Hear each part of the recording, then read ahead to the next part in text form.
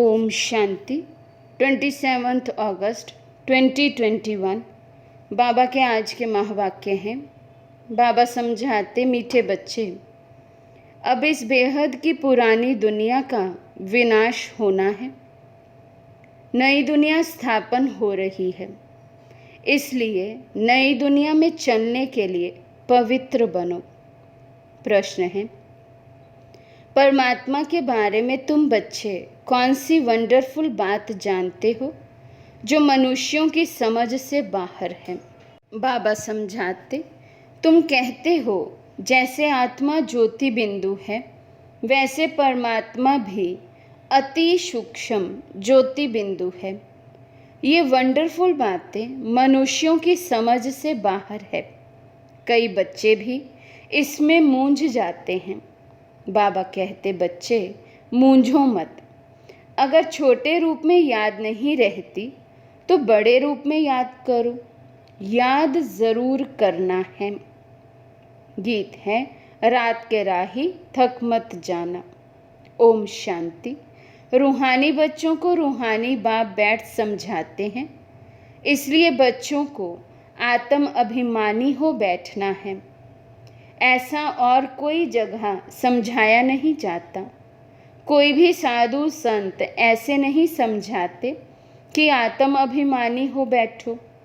ये एक बाप ही समझाते हैं और किसी को कहना आएगा ही नहीं। तो बाबा कहते, आत्म अभिमानी हो बैठना है। ऐसी बातें और कोई कह नहीं सकता है, किसी को आएंगी ही नहीं ऐसी बातें। बाबा समझाते, ये युक्ति कोई बता नहीं सकेंगे। तुम बच्चे भी समझते हो हम आत्मा हैं। आत्मा ही एक शरीर छोड़ दूसरा लेती है। कब बैरिस्टर, कब डॉक्टर बनती है। आत्मा ही अभी पतित बनी है, फिर पावन बनेगी। आत्मा में ज्ञान धारण होता है। बाप निराकार ज्ञान का सागर है, तो ज़रूर आकर ज्ञान सुनाएंगे ना। पतित पावन है तो ज़रूर आकर पावन बनाएंगे। वे है सुप्रीम परम पिता परमात्मा।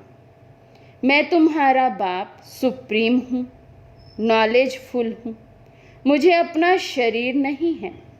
ये सब नॉलेज तुम्हारी आत्मा धारण करती है, तो तुमको आत्म अभिमानी बनना है। देह अभिमान नहीं रखना है। और कोई ऐसी जगह नहीं जहाँ सुनने और सुनाने वाले दोनों देही अभिमानी हो। बाप तो है ही निराकार। वे आकर तुमको राजयोग सिखलाते हैं। बाकी सब मनुष्य है ही देह अभिमानी। भले लक्ष्मी नारायण के लिए कहेंगे ये आत्म अभिमानी थे, फिर भी देह भान तो रहता है ना। बाबा कहते, देह का भान तो रहता है, भला आत्म अभिमानी स्थिति वहाँ नेचुरल है, लेकिन ये भान ज़रूर रहता है ये मेल है या ये फीमेल है, अर्थात ये लक्ष्मी है ये नारायण है, क्योंकि दोनों के कर्तव्य अलग अलग होते हैं वहाँ पर भी, तो कर्तव्यों के भी याद रहती है। तो इसलिए बाबा कहते, देह भान तो ज़रूर रहता है, लेकिन द्वापर से ये भान अभिमान में बदल जाता है। बाबा समझाते, ये ज्ञान परम पिता परमात्मा ही आकर देते हैं। आत्मा को धारण करना होता है। आत्मा को ही पति से पावन होने की युक्ति बताते हैं। अभी सारी दुनिया का डाउनफॉल है, फिर राइज करने आते हैं। ये तुम बच्चे जानते हो। डाउनफॉल माना डिस्ट्रक्शन, राइज माना कंस्ट्रक्शन, स्थापना और विनाश। स्थापना किसकी? नई दुनिया की, स्वर्ग की स्थापना, और फिर पुरानी दुनिया हेल, नर्क का विनाश। डिस्ट्रक्शन और कंस्ट्रक्शन। कलयुग है पुरानी दुनिया, इसका विनाश ज़रूर चाहिए। विनाश की निशानी ये महाभारी महाभारत लड़ाई है। महाभारत का वृत्तांत महाभारत शास्त्र में दिखाते हैं। बाप ब्रह्मा द्वारा स्थापना करते हैं, सो तो ज़रूर नई दुनिया की करेंगे ना। ये है बेहद का विनाश और बेहद की स्थापना। बाप ही नया मकान बनाएंगे बच्चों के लिए, फिर पुराना ज़रूर खल्लास कराएंगे। तुम समझते हो बाबा अब नई दुनिया स्थापन कर रहे हैं, तमो प्रधान से फिर सतो प्रधान बनाने के लिए हमको तैयार कर रहे हैं। विनाश के लिए महाभारत की लड़ाई मशहूर है। कहते हैं ये वही समय है, वही स्टार्स आकर आपस में मिले हैं जो महाभारत के समय में थे। इस सीढ़ी में भी लिखा गया है भारत के उत्थान और पतन की अद्भुत कहानी। इस लाइन में कल्प कल्प अक्षर भी आना चाहिए। शुरू से अंत तक मनुष्य 84 जन्म लेते हैं। ये भी तुम्हारी बुद्धि में है। मनुष्यों की बुद्धि को तो एकदम गोदरेज का ताला लगा हुआ है। इन बातों को मनुष्य जानते नहीं। आत्माएं यहाँ शरीर धारण करती हैं पाठ बजाने, तो ड्रामा के आदि मध्य अंत के क्रिएटर, डायरेक्टर, मुख्य एक्टर्स आदि को जानना चाहिए ना। अभी तुमको ड्रामा के आदि मध्य अंत, हु इज़ हु, सारे ड्रामा का पता पड़ गया है, शुरू से लेकर अंत तक। बाप द्वारा ये नॉलेज सारी मिल रही है। सृष्टि चक्र कैसे फिरता है, इनको कहा जाता है रूहानी नॉलेज। जिस्मानी ज्ञान को फिलॉसफी कहा जाता है। स्पिरिचुअल नॉलेज, रूहानी नॉलेज को ज्ञान कहा जाता है। अब ये सब बातें बच्चों की बुद्धि में बिठाई है। बच्चे जानते हैं अब 84 जन्मों का नाटक पूरा होता है।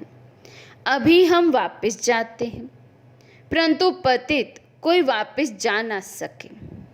नहीं तो इतने जप तप तीर्थ आदि क्यों करते। पवित्र बनने के लिए ही गंगा स्नान करने जाते हैं, परंतु उससे कोई पावन तो बन नहीं सकते, इसलिए वापस कोई जा नहीं सकते। गपोड़े तो बहुत लगाते हैं कि फलाना पार निर्वाण गया, ज्योति ज्योत समाया। बाप ने समझाया है वापस कोई जाता नहीं है, सब एक्टर्स यहाँ ही है। अभी नाटक पूरा होता है तो सभी स्टेज पर खड़े हुए हैं। अभी सब यहाँ मौजूद है। मनुष्यों को पता नहीं कि बोधि क्रिश्चियन आदि कहाँ है। तुम समझते हो जो सब आत्माएं ऊपर से यहाँ आई हैं, वे सब इस समय तमो प्रधान हैं। तमो प्रधान से सतो प्रधान कल्प पहले भी बने थे। बाप ही आकर स्थापना विनाश कराते हैं। कहते भी हैं ये ज्ञान राजाओं का राजा बनाने वाला है। ये बेहद के बाप ने कहा है कि मैं तुमको राजाओं का राजा बनाता हूँ। कृष्ण तो स्थापना नहीं कराते, क्रिएटर बाप है। बाप ही आकर समझाते हैं कि तुम मुझे बुलाते ही तब हो जबकि सृष्टि पतित है। ऐसे नहीं कि मैं नई सृष्टि रचता हूँ। जैसे दिखाते हैं पढ़ले हुई, ये सब रॉन्ग है। बाबा कहते जैसे दुनिया में दिखाते हैं पढ़ले हुई, कुछ भी नहीं बचा, फिर से नई से सृष्टि रची जाएगी। बाबा कहते हैं ऐसा नहीं है, पुरानी सृष्टि को ही मैं नया बनाता हूँ आकर। मनुष्य बुलाते ही हैं कि हे पतित पावन आओ, तो ज़रूर पतित दुनिया में आएंगे ना। बाप ही आकर कृष्णपुरी का साक्षात्कार कराते हैं। दिखाते हैं कृष्ण पीपल के पत्ते पर सागर में आया। ये है ठीक बात। नई दुनिया में फर्स्ट कृष्ण ही आते हैं, सागर में नहीं परंतु गर्भ महल में आते हैं। अंगूठा चूसते बड़े आराम से गर्भ महल में रहते हैं। सतयुग में जो भी बच्चे होते हैं गर्भ महल में रहते हैं। उन्होंने गर्भ महल की बात को फिर सागर में पत्ते पर बैठ दिखाया है। वे सब है भक्ति मार्ग की बातें। बाप इन सब शास्त्रों का सार बैठ समझाते हैं। यहाँ गर्भ जेल में रहते हैं, तब कहते हैं हमको बाहर निकालो, फिर हम पाप नहीं करेंगे। परंतु रावण की दुनिया में पाप तो होते ही हैं, फिर भी पाप करने लग पड़ते हैं। तुम आधा कल्प जेल बर्ड्स बन जाते हो। चोर लोगों को जेल बर्ड्स कहते हैं ना। बाहर निकलते रहते फिर भी चोरी करते रहते हैं और जेल में जाना पड़ता है, इसलिए जेल बर्ड्स कहते हैं। बाप ने समझाया है ये रावण राज्य है, वहाँ तो ये बातें होती ही नहीं। वे है ही राम राज्य। वहाँ ना गर्भ जेल है और ना वे जेल होता है। यहाँ तो कितने मनुष्य जेल में पड़े रहते हैं। गर्भ जेल में है तो वे भी जेल है, डबल जेल है। कलयुग का अंत है ना। कलयुग के अंत में बाबा कहते एक तरफ गर्भ जेल, एक तरफ गवर्नमेंट की बनाई हुई जेल है। लेकिन सतयुग में ना गर्भ जेल होती और ना ही दूसरी जेल होती है। बाप समझाते हैं तुम बच्चे अभी कंस्ट्रक्शन कर रहे हो। राइज और फॉल हर कल्प होता ही रहता है। राइज और फॉल दुनिया का होता है, उसमें मुख्य पार्ट है भारत का। गाते भी रहते हैं आत्मा परमात्मा अलग रहे बहुकाल, तो उसका भी हिसाब चाहिए ना। कौन सी आत्माएं बहुत काल से अलग रही हैं। पहले पहले देवी देवता धर्म की आत्माएं आती हैं पाठ बजाने। अभी वे देवता हैं नहीं जो राज्य करके जाते हैं। उन्हों के चित्र निशानियां रहती हैं। राजाई तो खत्म हो गई, हेवन खल्लास हो जाता है, तो फिर हेल होता है। फिर हेल खत्म हो तो हेवन बनता है। तो नई दुनिया का कंस्ट्रक्शन होता है और हेल का डिस्ट्रक्शन होता है। कंस्ट्रक्शन के लिए बच्चे चाहिए ना। रहने वाले भी तुम हो। पहले तो तुमको दैवी गुणों वाला देवता बनना पड़े। ये भी गायन है, मनुष्य से देवता किए करत न लागी वार। मूत पलीती मनुष्य है ना। भगवान उवाच गृहस्थ व्यवहार में रहते कमल फूल समान बनना है। ये इस मृत्यु लोक का है ही अंतिम जन्म। इसमें पवित्र बनना है। ये अच्छी रीति समझाना चाहिए। हम ये मृत्यु लोक का अंतिम जन्म पवित्र रहते हैं। बाप कहते हैं इन विकारों पर जीत पाने से तुम विश्व का मालिक बनेंगे। बच्चे भी सुनकर फिर औरों को समझाते हैं कि इस पुरानी दुनिया का विनाश सामने खड़ा है। ये वही महाभारत की लड़ाई है। काम महाशत्रु है, इसलिए प्रतिज्ञा करो। अभी तुम समझते हो हम पवित्र बनते हैं। इस पुरानी दुनिया का विनाश ज़रूर होना है, उनके पहले पवित्र ज़रूर बनना है। विनाश होता है फिर तो बात मत पूछो, हाहाकार हो जाता है। बहुत कड़ा मौत है, तुम देख भी नहीं सकेंगे।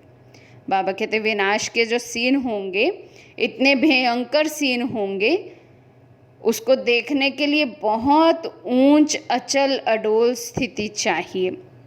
बाबा कहते ऐसा कड़ा मौत होगा, ऐसे कड़े सीन होंगे जो हम बच्चे देख भी नहीं पाएंगे। कोई का ऑपरेशन होता है तो कमज़ोर लोग ठहरते नहीं, गिर पड़ते हैं। इसलिए डॉक्टर लोग फैमिलीज़ को तो अलाउड नहीं करते ऑपरेशन थिएटर में। बाबा कहते फैमिली मेम्बर्स को अलाउड नहीं करते। कमज़ोर दिल का होगा तो वहीं बेहोश हो जाएगा। ये तो कितना भारी ऑपरेशन होगा, एक दो को मारते रहेंगे। ये है डर्टी दुनिया, कांटों का जंगल। सत्युग को कहा जाता है गार्डन ऑफ फ्लावर्स, फूलों का बगीचा। देवताएं चैतन्य फूल है ना। मनुष्य तो समझते हैं भविष्य में कोई फूलों का बगीचा होता है। जो सुनते हैं सो कह देते हैं। गार्डन ऑफ अल्लाह कहते हैं ना, फिर ध्यान में भी गार्डन देखेंगे। अल्लाह ने हाथ में फूल दिया, बुद्धि में ही खुदाई बगीचा है। भक्ति मार्ग में साक्षात्कार करने के लिए भक्ति करते हैं। साक्षात्कार हुआ तो कहेंगे सर्वव्यापी है ना। जो पास्ट हुआ सो फिर होगा। बच्चे जिस पोशाक में जैसे आए हैं ऐसी पोशाक में फिर कल्प बाद आएंगे। अभी ये जो मनुष्य चोला जैसा लिया है, मेल का या फीमेल का, तो बाबा कहते हैं इसी शरीर में फिर कल्प बाद बाबा को ऐसे ही मिलेंगे। ड्रामा को कोई अच्छी रीति समझते हैं। बाबा के पास कोई आते हैं तो बाबा पूछते हैं आगे कब आए हो। कहते हैं हाँ बाबा, आपसे कल्प आगे भी मिले थे, आपसे वर्षा लेने आए थे। बाप पूछते हैं क्या मर्तबा पाया था। बाबा मम्मा कहते हैं तो ज़रूर उन्हों के घराने में आएंगे। बाबा कहते हैं ऐसा पुरुषार्थ करो जो ऊंच पद पाओ। ये सब बातें तुम्हारी बुद्धि में हैं। बरोबर लड़ाई भी है, नरक विनाश तो होना ही है। तुम्हारे पास चित्र बड़े फर्स्ट क्लास हैं। ये कृष्ण के 2 गोले वाला चित्र भी छपाना चाहिए, इसमें बड़ा क्लियर है। स्वर्ग के द्वार खुले हैं तो नर्क तरफ लात है। तुम्हारा भी मुंह है स्वर्ग तरफ। ये तो बिल्कुल एक्यूरेट बात है। जानते हो अभी हमको घर जाना है तो घर को ही याद करना पड़े, पुरानी दुनिया को भूलना पड़े। इसको कहा जाता है बेहद का वैराग्य। पुरानी दुनिया को छोड़ हम बाबा के पास जाते हैं। याद की यात्रा से ही जाएंगे। मुख्य है ही याद की बात। याद तो सब करते हैं ना। अभी बाप यथार्थ बात आकर समझाते हैं कि मुझे याद करो। ये है अव्यभिचारी याद, सो भी अर्थ सहित। तुम जानते हो शिव बाबा भी बिंदी है। अपने को भी आत्मा बिंदी समझें, बाप को भी बिंदी समझें। नई बात देख भूल जाते हैं। बाबा कहते नई बात लगती है क्योंकि 63 जन्म का अभ्यास तो है देह समझने का, देह को याद करने का। तो इसलिए बाबा कहते संगम युग पर ये नई बात लगती है। अपने को बिंदी समझ, बिंदी बाप को याद करना। अपने को आत्मा समझ, फिर बाप को और अपने घर को याद करना है।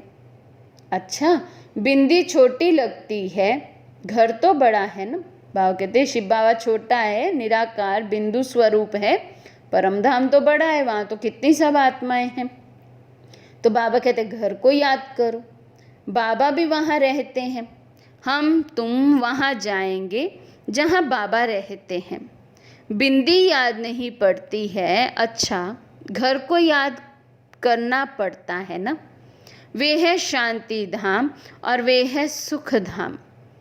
ये है दुख धाम। अभी तुम नंबरवार पुरुषार्थ अनुसार पढ़ रहे हो, फिर सुख धाम में आ जाएंगे। बाप के बच्चे हैं तो ज़रूर स्वर्ग की बादशाही चाहिए। कल्प पहले भी शिव बाबा आया था, स्वर्ग की बादशाही दी थी, तुम भूल गए हो। बाप कहते हैं अभी फिर आया हूँ तुमको देने। कितनी बार तुमने राजाई ली और गवाई है, अनगिनत बार वर्षा लिया है, फिर भी ऐसे बाप को भूल क्यों जाते हो। माया के तूफान से बहुत लड़ाई होती है, इसलिए नाटक भी दिखाते हैं। माया उस तरफ खींचती है, प्रभु इस तरफ खींचते हैं। ज्ञान में विघ्न नहीं पड़ते, याद में विघ्न पड़ते हैं। इसमें ही मेहनत है। अब बाप कहते हैं महारथी बनो। इस पुरानी दुनिया को तो आग लगनी है। इस यज्ञ में सारी पुरानी दुनिया स्वाहा होनी है, तो महावीर बनना है।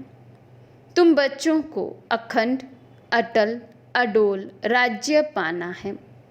तुम्हारा बुद्धि योग बाप के साथ ऐसा रहे जो भल कितना भी तूफान आए, माया कुछ कर ना सके। ये है तुम्हारी पिछाड़ी की अवस्था जब ट्रांसफ़र होना होता है। जैसे स्कूल में इम्तिहान पिछाड़ी को होते हैं, तुम्हारी माला भी पिछाड़ी में बनेगी। तुमको बहुत साक्षात्कार होगा, फलाने ये बनेंगे, फलाने ये बनेंगे, ये दासी बनेंगे, ये सब बताएंगे। उस समय तो कुछ भी कर नहीं सकेंगे, फिर पछताना पड़ेगा, ये हमने क्या किया, श्रीमत पर क्यों नहीं चला। परंतु अंत समय में कुछ हो नहीं सकेगा, ऐसे बहुत पछताते हैं। मनुष्य किसी का खून कर फिर बाद में पछताते हैं, परंतु खून तो हो गया, फिर क्या कर सकेंगे। इसलिए बाप कहते हैं गफलत मत करो, अपना पुरुषार्थ करते रहो। अच्छा, मीठे मीठे सिकिलदे बच्चों प्रति माता पिता बाप दादा का याद प्यार और गुड मॉर्निंग। रूहानी बाप की रूहानी बच्चों को नमस्ते।